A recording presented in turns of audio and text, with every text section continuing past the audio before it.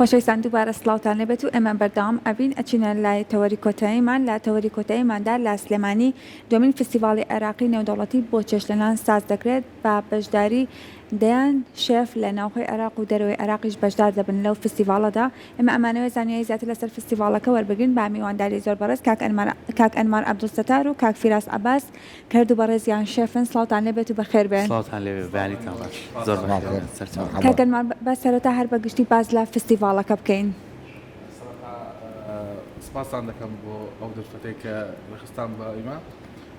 ئەمن و شێف فراس کە لە بەغدای هاتەوە.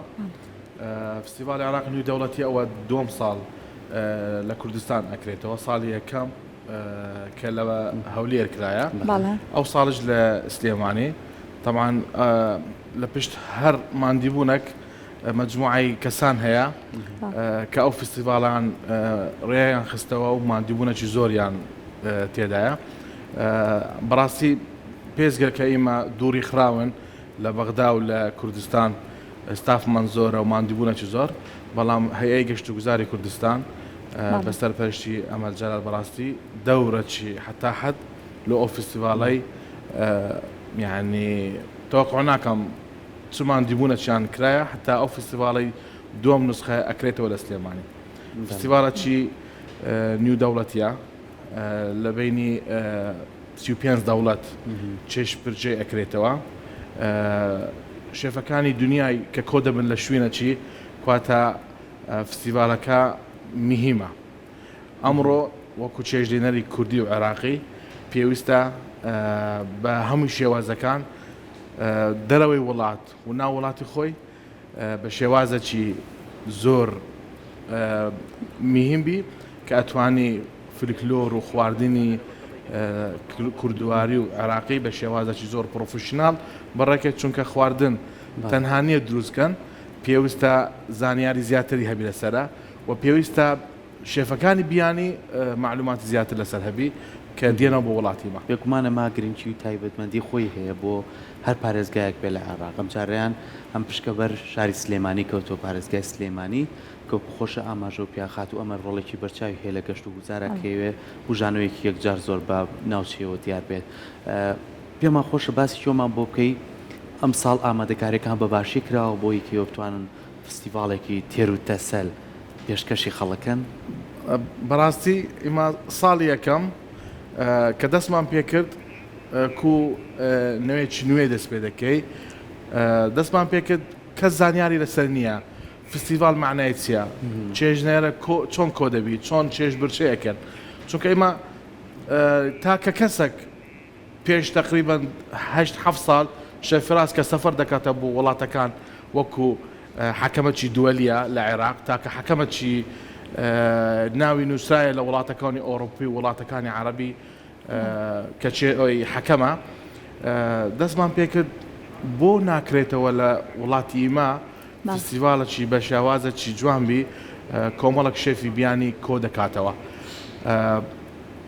جاری یەکەم ماندیبوونێکی زۆرمان بینیوە حتا ڕێمان خستەوە، مەسروفێکی زۆر باشمان ئامادەمان کردلۆی. ئەو وەختەی بە تاکە شەخصن دەستمان پێکردەوە، بەس ئەم ساڵی بەسپاسەوە کە هەیەی گەشت و گوزاری کوردستان دەیان خوتوەی هاتەوە پێش، یعنی ئامادەکارێکی زۆر باش کرایە و گەیشتن ئێمە زۆر کە دەڵێن فستیڤاڵی عێراق نیو دەوڵەتیە نیو دەوڵەتیە. جالای خۆشمانێ مش خواردنی خۆشمانەیە وانە شێف فیراس باجی وڵات مەگەجوی لێمان بێت و بتوانین هاوکارانی وەرجەر لەگەڵمانە بن.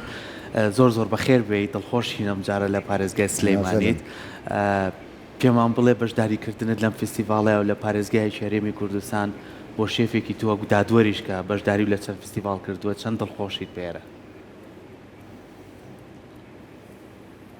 والله بالحقيقة أنا في بيتي الثاني لراتي دائما لمالي دومي خوم بالسليماني پێشەوەی کە ئەمە فستیڤالێک بێت زیاد لە چەند جارێک پێشتر هاتوون بۆ سلێمانی و گەڕاوم بەتایبەت من چەند بەرنامەیەک تەلەڤیزیۆنی شەمە بۆ لە سلێمانی کە چەند بەرنامە ئۆقەیەکی ناوازە بوون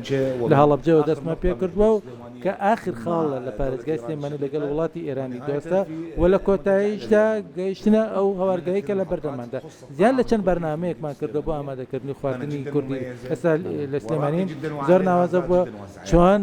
دەنگدانەوەی گەورەی هەبەتانە لەسەر ئاسی جیهانیشت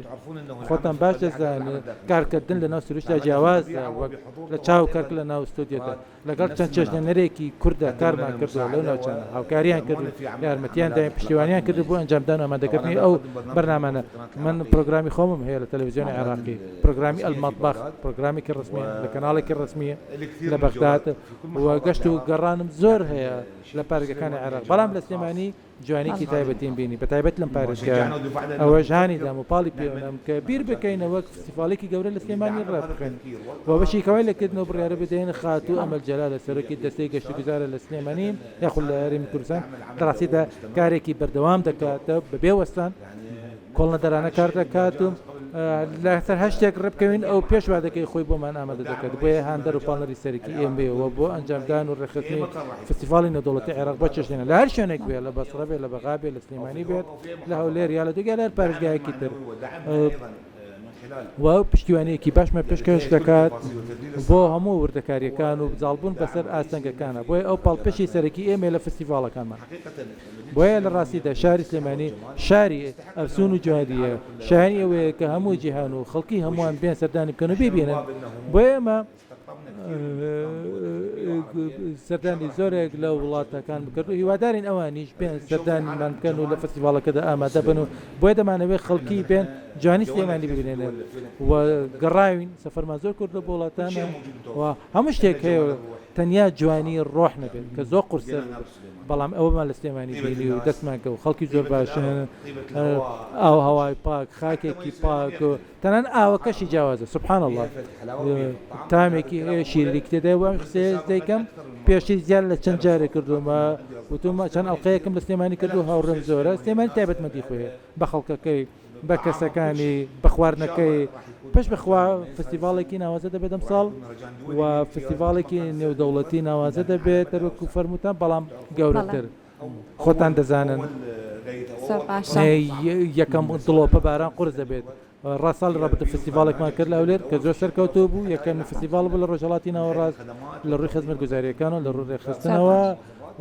لە ڕێ مەسفاتەوە ئەوەش وای کرد کە خەڵکانی تر بێن ئامادەی فستیڤاڵ ئەم ساڵمان بن ئەوەی ئەم ساڵی پێشکەلی دەکەین داهێندەی ئەوەی پار دەبێت لە لەر پێشکەشمان کرد و ئەوەش بە کۆشی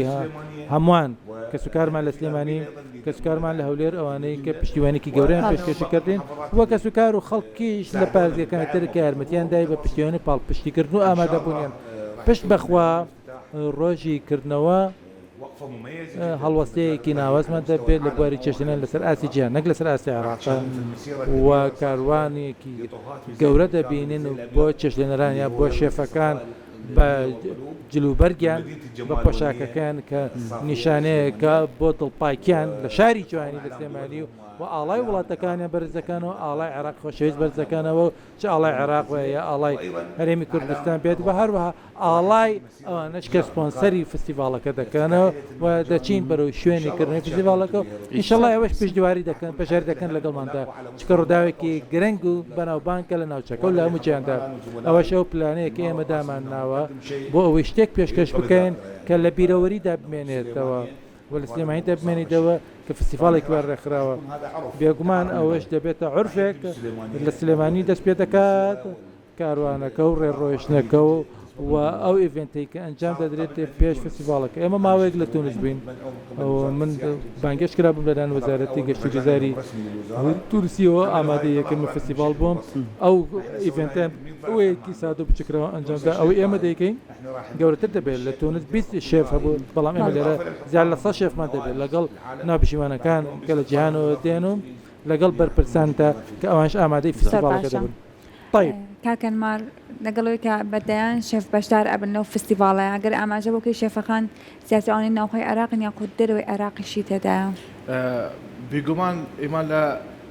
هەمی پارچەکانی عێراق کە محافەزەکانە شەفی بەتوانەکانە وجودی خۆیان لە ناو فستیڤال هەبی زیاتری بەشدارکردنەکان لە لای کوردستان عێراق چونکە ئێمە صاحبی فستیڤالەکان دەبی زیاتر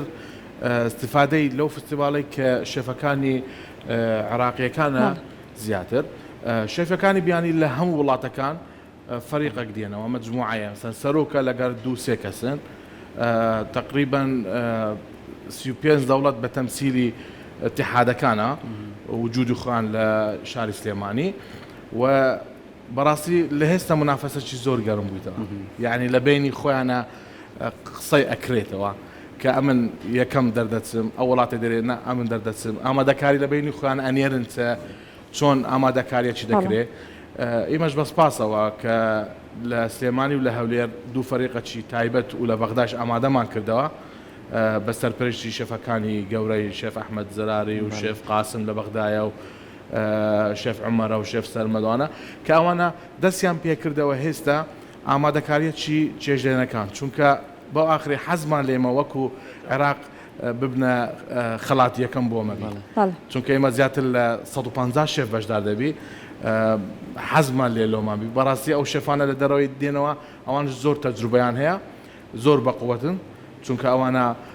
دامەی بە بەرداوامیان هەیە کە سەفەر پێشبڕکێکی سەختە بێت بەڵێ بێگومان کە سەفەر دەکەم ئەمن ئەیبینم چۆن تەبەقی ئارازێنەوە چۆن کەرستەی دادنە ناو تەبەقەکە بەڕاستی ئەمن حەزم لێیە شێفەکانی خۆمانە زیاتر سەرکەوتووە بن بەڵام لە هێستاش دەمی ئامادەکاریەکی بە تاواتی بۆ خۆیان بکەن باش فستیڤاڵی نەڵێن ئێمە لۆ سەرکەوتو نەبوون چونکە ئەو کەسانە لە دەرەوەی دێنە ئەوانش زۆر بەتوانێنە زۆر ماندوی بوون لەسەر خۆیان کاتەکەی دیاریتان کردووە بخۆی یەکەم ڕۆژ کە یەکیدا فتاحکردنەکە ساعت 4 دەست پێ دەکەی 4 حتا 5 ئامادەکاریەکی افتتاحکردنەکە طبعا لە ڕێگای شاشەی کورسات بەڕاستی پەخش ئەکرێتەوە سپۆنسەری میدیایی دەزیای بەڵێ بەڵێ سپۆنسەری بەرنامە فستیڤالی عێراقی دەوڵەتی طبعا وەکو ئیمە ئیدارەی فستیڤالەکە سپاسیان ئەەکەم کە وجودیان هەبی ئەو شاشە جوانەی کە حەدەسێکی وەکو فستیڤالی عێراقی و دەوڵەتی پەخش ئەکرێتەوە زۆر بەڕاستی حەزمان لێیە کە سوڕەتی جوان ئەو شێفانە بە شێوازێکی زۆر ئەمەش چاوەڕێکین بوویکە و خواردنە بە چێژانە تاقیب بکەینەوە لە ڕۆژانی فستیڤالەکە لەگەڵ ڕووماڵێکی باش لە دەستگای میدیایی کورساتەوە بۆ ڕۆژی فستیڤالەکە یەکەم ڕۆژ لەگەڵمان طبعا لە هێستا دەستمان پێ کردەوە هەفتەک مایە لە پێش وەختەکەم بەڵام ئامادەکارێکی تقریبا هەفت دە ڕۆژە پێش وەخت کرایە بەڕاستی تیمی کورسات تاکە تیمە من لەگەریان ئیشم کردەوە زۆر گەم و گوڕن بەڕاستی زۆر بەتوانێنە پرۆفشیناڵن لە کاری خۆیانە هەمیشە سەرکەوتو دەبن انشاءالله و ئێمەش چاوەڕێی شتێکی جوان لەنگۆ بەڕاستی چونکە مادی بوونی فستیڤالەکە زۆرە هەمیشە سلێمانی باوەشێکی زۆر گەرم و گوڕەکرێتەوە بۆ ئەوەی کە میوانە و ڕوومان تێ بکە شێف فیراسیش ئێمە ژین چاوەڕێیەکەم بزانین خواردنەکەی تۆش تۆ تاقیکەینەوە بزانین چیمان بۆ دروستەکەی یەکی مانگە تا 4 مانگە مە خواردنە بە چێشەکان لە فستیڤالەکە دەمەوێت هەموو شێفێک عێراقیەکان دڵنیا بکەمەوە چ لە کوردستان بێدیا لە پارێزگاکانی تر دەڵێم سیستەمی ناوپشیوانیکردن سیستەمێکی ناوپشیوانیکردنی و دەوڵەتیە شێف سیلڤستر ڕۆزالیۆ ناوپشیوانی دەکات کە خاوەنی کڵاوی زێڕینە ئەو 6 کەسی تر و کڵاو زێڕینیان هەیە بۆیە زۆر شارەزاو لێ هاتوون و هەروەها جێگرەکەشی کە سەرۆکی یەکێتی ئیسلامی چێژێنەرانە لە تورکیا هاتووە شێفەرمانەوە شێف زەرقۆشمان هەیە کە لە ئوردن هاتووە کە بێش ماسە شێفێکی لێهاتوونە دەوڵەتی ئەو هارمۆنیایی کە هەیە لە نێوان ئوردن و تورکیا و شێف سیلڤستر ڕۆزالیۆ وایە دەکات کە لە کۆتاییدا چێژێکی تایبەتیمانە بێ تورکی و ئوردنی کە نزیکن لە چێشت و خوانی عێراقیەوە لەگەڵ یەکێک لە چێژێنەر عێراقیەکان کە فارس ئەیوب و ئیبراهیم فەرەجن کە لە گەورە چێژێنەرانی عێراقین لە لیژنەی نەبژیوانیتا کە حکم دەکەن یان میژانی دەکەن بۆ زۆر باشە چێژکردنی دەستان خواردنە خۆش بێ عێراقیان زۆر زۆر بکەن. سپاس شکرا بە هیوای جزیلا. سەرکەوتن بە هیوای ئەوەی کە بتوانن فیستیڤالێکی زۆر ناوازە بەڕێوە بەرن و توان لە سەروی ئاسی نێودەوڵەتیە توانای سلێمانی بە جوانتر و جوانترین شێوە پیشان بین و بێتە کەبڕکەیەکی جوان لە نێوان شێفەکانمانە دووبارە زۆر زۆر خۆشحاڵ سپاس بۆ ئامادەبوونتان. زۆر سپاس. خۆشحاڵ بێت دەستان خۆش بێت.